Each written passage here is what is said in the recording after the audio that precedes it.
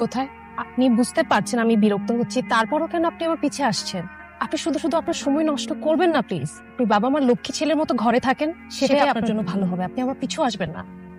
আমাকে ক্ষমা করে দেবেন প্লিজ। এই একটা বিষয়, আমি ঝুলে থাকতে রাজি আছি, পথে দাঁড়িয়ে থাকতে মানা করবেন না। দেখেন, আপনি আপনার বিপদ ডেকে আনবেন না প্লিজ। আপনি চাইলে অনেক সুন্দর একটা মেয়ে পেয়ে যাবেন, আপনি প্লিজ আমার পিছনে কেন আসছেন? আপনি আমার জন্যই আমার আপনাকে প্রয়োজন।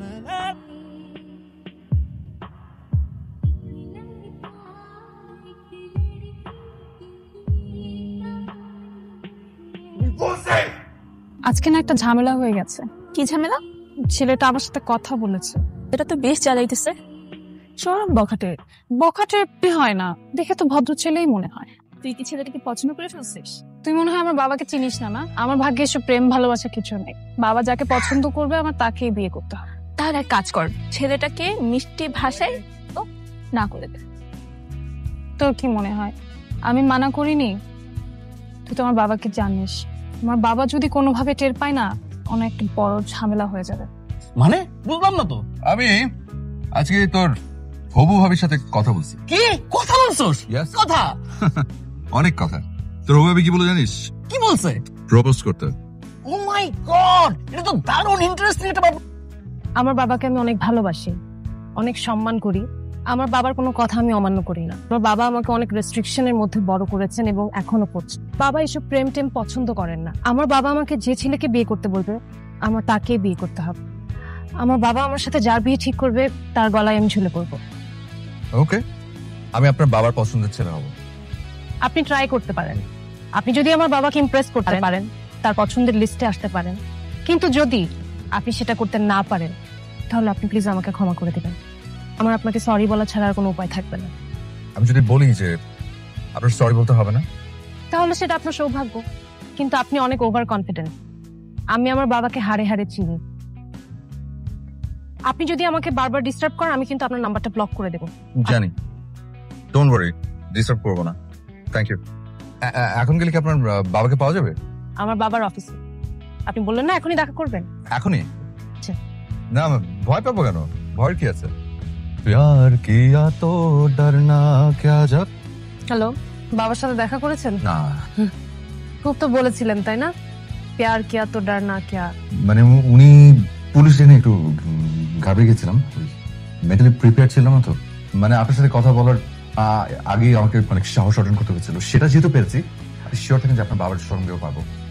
ওকে, আমি এরকম চ্যালেঞ্জ হিসেবে নিলাম। বাই।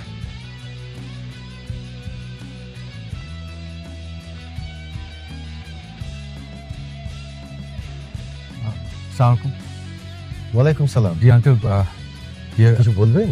জি আমি আপনার সাথে একটু কথা বলতে চাই। বলেন। আপনার মেয়ে আঙ্কেল, আমি আরিয়াকে পছন্দ করি। আমি আসলে ওকে and get lost from here. বলছি, আমি বলছি।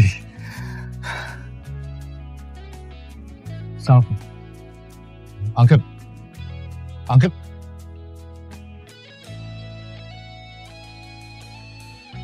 আঙ্কেল একটু কথা বলবো। আঙ্কেল প্লিজ আমার কথা কি শুনুন। তোমার অনেক বেশি সাহস। তোমার বিন্দু মাত্র ধারণা নাই রেগে গেলে আমি কি করতে পারি। আমি জানি আপনি রাগ হলে অনেক কিছু করতে পারেন। আমার বিষয়ে দু একটা কথা বলতে চাচ্ছিলাম। আমার নাম সানভীর। আঙ্কেল বিশেষ করে আমি কোনো বখাটের ছেলে নই। আমি লেখাপড়া জানা, আমার পরিবারের ব্যাকগ্রাউন্ড খুব একটা খারাপ নয়। তো আমি কি করতে পারি?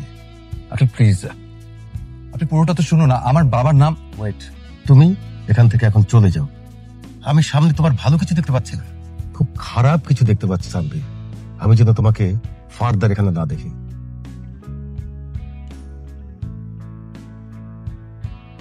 শোনো, তোমাকে একটা ছেলের ছবি পাঠাচ্ছি। ছেলেটাকে একটু ভয় দেখিয়ে ছেড়ে দিও।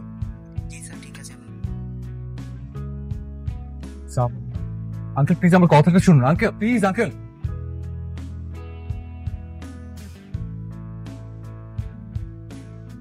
হ্যালো, আসসালামু আলাইকুম। আপনি কি আরিয়া বলছেন? জি, আপনি কে বলছেন? আমি সানভির ফ্রেন্ড ফাহিম। জি বলেন। আপনার বাবা তো সানভিকে ধরে নিয়ে গেছে, অনেক মেরেছে আমার ফ্রেন্ডটাকে। আচ্ছা, আমি দেখছি। বাবা, হ্যাঁ? বাবা মানলাম একটা ছেলে আমার পেছনে ঘুরে, কিন্তু আমি তো তার পেছনে কখনো ঘুরি নাই। মানলাম একটা ছেলে আমাকে পছন্দ করে, তাই বলে তাকে এভাবে ধরে নিয়ে হাজতে পুড়ে ফেলতে হবে বাবা? একটা মানুষকে এভাবে টর্চার করা কিন্তু ঠিক না।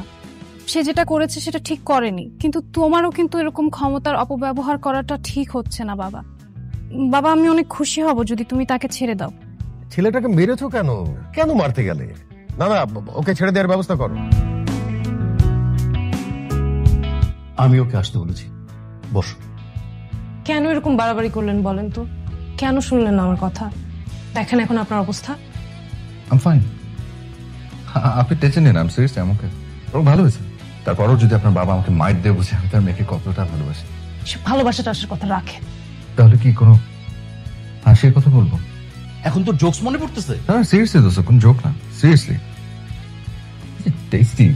আমি পুলিশের মায়ের কথা বলছি, এত জবরদস্ত মায়ের যে আমার পুলিশের মার খাবার কোনো ইচ্ছে নেই। বড় মানে আমার একা মারটা খাওয়া উচিত হয়নি। তোমার সাথে কথা বলার আইডিয়াটা কিন্তু off। সব আইডিয়া যে সবসময় শুনতে হয় না, এখন বুঝতে পেরেছেন তো? এখন বুঝেন আইডিয়ার মজা। ডাক্তারের উপদেশ, অ্যাডভাইস, রিপোর্ট কি ছিল? আপনার হাড্ডি গুটি ভাঙেন এটা শিওর। তারপরে যেটা বলে নর্মালি রেস্ট, কি করবো বসে বুঝতে পারছি না। ডাক্তার আপনাকে বলেছে 7 দিনের বেড রেস্টে থাকতে, আপনি বেড রেস্টে থাকবেন। তাহলে তোমাকে দেখবো কি করে? তুই শালা বেহায়া হয়ে গেছিস। চুপ, আমার পেন কিলার আমার সামনে বসে। দেরি হলে আবার ঝামেলা হয়ে যাবে। আমাকে আবার কবে দেখতে আসবে?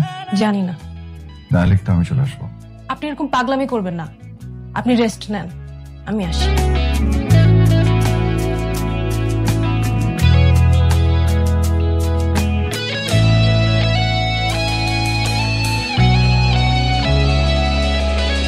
কেন এসছেন আপনি? ভালোবাসি তাই। আপনি এরকম পাগলামি কেন করছেন? আপনি প্লিজ আমাকে কাঁদাবেন না, পরিণাম কিন্তু ভালো হবে না। সারা জীবনের জন্য এই দায়িত্বটা কাঁধে নিয়ে একসাথে হাজারো মাইল পথ থাকবো। আর কি কি করবে তুমি? সারা জীবন বলবো ভালোবাসি, ভালোবাসি, ভালোবাসি।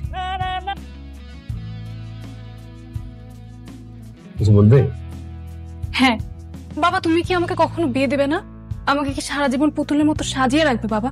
আমি মানলাম মাঝে মাঝে লাইফে ভুল মানুষের এন্ট্রি হয় বাবা, আমি জানি না বাসতাম কি বাসতাম না, কিন্তু বাবা আমি এখন তাকে ভালোবাসি। তোমার জিদের কারণে বলো, ওর পাগলামির কারণে বলো, আমি না ওকে ভালো না বেসে থাকতে পারিনি বাবা। আমি পারিনি ওকে ভালো না বেসে থাকতে বাবা। তোমার ইগনোর বলো, 1000বার 100বার ফিরে দেওয়ার পরও বারবার চলে আসা বলো, আমাকে বাধ্য করেছে ওর প্রতি আকৃষ্ট। বাবা তোমার ভালোবাসার প্রতি এত তিক্ততা কেন বাবা? কিন্তু তুই জানিস না সে কিভাবে মারা গেছে। আর সেই রাতেই ওরা দুজনেই মোটরসাইকেল অ্যাক্সিডেন্ট করে মারা যায়। তখন মনে হয়েছিল যে শাসন করিনি বলেই হয়তো এত কিছু করার সাহস পেয়েছে। না, তোর উপর দিয়ে গেছে। আই এম সরি মা, বাবা তো কষ্ট লাগে। সরি বাবা। বাবা কোনো চিন্তা করতে হবে না, তুমি যেটা বলবে আমি সেটাই শুনবো বাবা। আমি শুয়ে পড়ছি। হারিয়া, ছেলেটা তো বৃষ্টিতে ভিজছে, ঠান্ডা লেগে যাবে তোর। তুই যা ওর কাছে।